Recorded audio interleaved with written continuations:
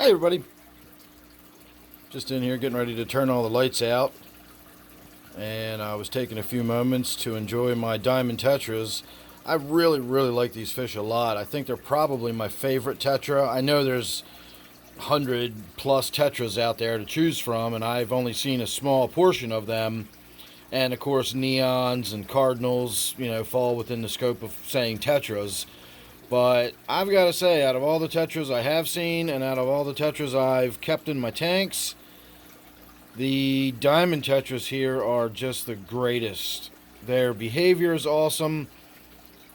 They look amazing. I know I gush about them a lot, but I didn't really shoot much of a video tonight. And I wanted to take a few minutes to just get a look at the tank and enjoy them. I've got the waterfall light turned off already, which reduces the glare on this tank considerably. We're still going to see glare from the New World tank and my other tanks that are so brightly lit, but the waterfall tank is the one behind us that really glares up this tank badly. And so we're getting a few minutes of looking at these Diamond Tetras swimming around doing their thing. Now, this is what their normal behavior is. They're fairly active, but not frantic, as I've said before. They really do just spend a lot of time drifting around the tank. Oh, there we go. We're getting a little bit of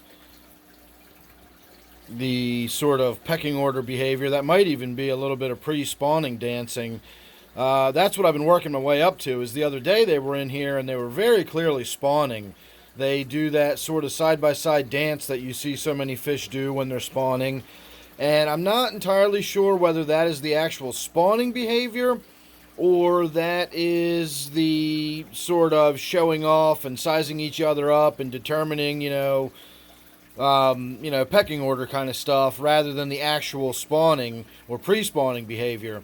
I'm not entirely sure about that, but when they're spawning, they go into the Anubias. They go deep into the weeds there. You can't even see them anymore, and then a few moments later, the pair of them that went in there comes back out, and obviously they were in there scattering eggs around.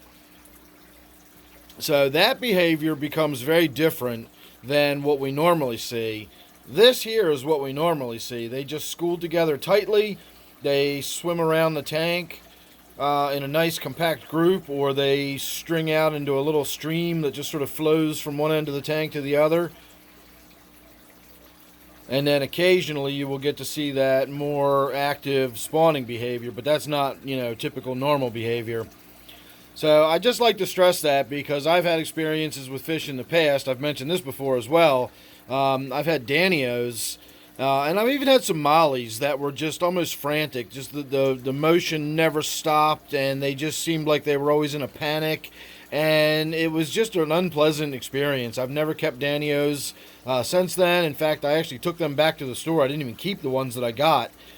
And I think I got giant Danios. I'm not 100% sure on that. It was way back in my early days of fish keeping. And in all these years, I've never kept Danios ever since that one first experience. So I do have a reason for, going on about the fact that these fish aren't frantic, but they're active. If you look at my angelfish back here, that's not what I would call an active fish. It does move around the tank. It does, swim around and do stuff. It comes out during feeding. It's not shy or reclusive, but there's a difference between being reclusive and being an active or, inactive. And this fish, the angelfish, is simply not an active fish. We can come down here and we can look at this angelfish, and it's doing the same thing. They just kind of hang out. Now maybe he's coming over to see if I've got some food for him or something. But we all know how angelfish are. They're not exactly the most active fish in the world. But I will say I get a lot of similar behavior in this tank with my long-finned black skirt tetras. Black skirt tetras are another tetra that I really like a lot.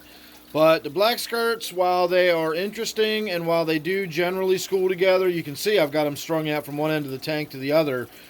And, of course, we don't get that amazing sparkle and color and everything else. I was actually just saying to a friend of mine last night, he was over here for a visit, and we were admiring these Diamond Tetras. When I first got these and when I first saw them, I thought they were called Diamond Tetras simply because they've got that sort of sparkly look to them. But if you actually look at them closely, and especially if you see them under really good high quality light, you will realize that they actually sparkle in the same way diamonds sparkle.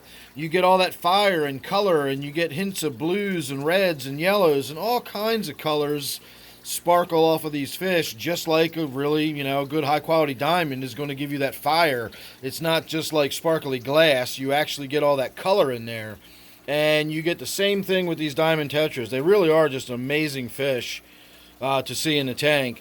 And as I said, I've got that good LED that I shine on my waterfall tank. I've got that turned off right now, and a lot of that light bleeds over, and it's a really good high quality full spectrum light. It's very close to natural sunlight, but it's only 3000K, so it's got lots of reds in it too, and that soft red color just really makes these Diamond Tetras sparkle. So there you go. I just wanted to give you a good look at their behavior. I know when I first started keeping fish, YouTube was very valuable to me because no matter what people said about keeping fish, I always like to get a good look at them in people's tanks and watching them swim around and see how they act and interact and so on and so forth. So there's a good 6.5 minutes of watching some Diamond Tetras swim around if you were wondering what their behavior is like. And I will actually leave you all with one look here. You can see my spotted tilapia is almost out.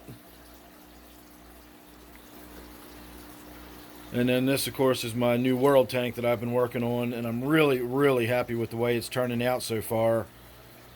That angelfish in there is just absolutely fantastic. I really don't know if I want to put more angelfish in there. I got a lot of good suggestions from people what fish to put in here that would not be angelfish, and I had completely forgotten about the Bolivian rams or even German blue ram. I think this tank's probably a little cool for a German blue ram, but the Bolivian rams would probably do nicely in here. And of course I got some other suggestions from some other South American cichlids that I hadn't really even thought about. I'm just not really that familiar with the variety of South American cichlids out there, but there's a lot of them. So next time I get down to House of Tropicals, I will definitely be talking with Mike, or just talking with somebody down there that knows their stuff when it comes to the South American cichlids, and maybe we'll be getting something a little different in here, because I really do feel like I've got enough angelfish. As much as I love the angelfish, and as much as I could always get more angelfish, I just feel like I've got a really good opportunity to do something amazing with this tank, and I just feel like I'd be sort of wasting it if I just put more angelfish in there, especially if I just put more, PetSmart $4.99 mixed veils in there. You can find some really beautiful ones, but I think I'd like something a little more special than that in this tank. I really can't believe that spotted tilapia is just sitting out and letting me get a video of it. It's a beautiful fish. I gotta say, they look way better than they taste. I've said that before, and I don't know if this is the kind of tilapia that you get when you go to the grocery store or not, but that's not very good tilapia. This, on the other hand, is an absolutely beautiful fish.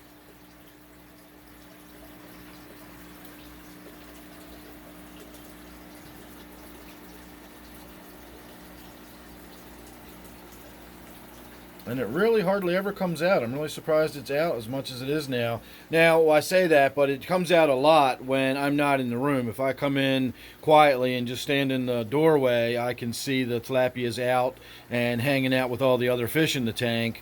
But the moment I walk over, or especially when I start talking, of course my voice booms right into the tank and everybody freaks out and goes and hides. So that was a nice little treat getting to see that tilapia there.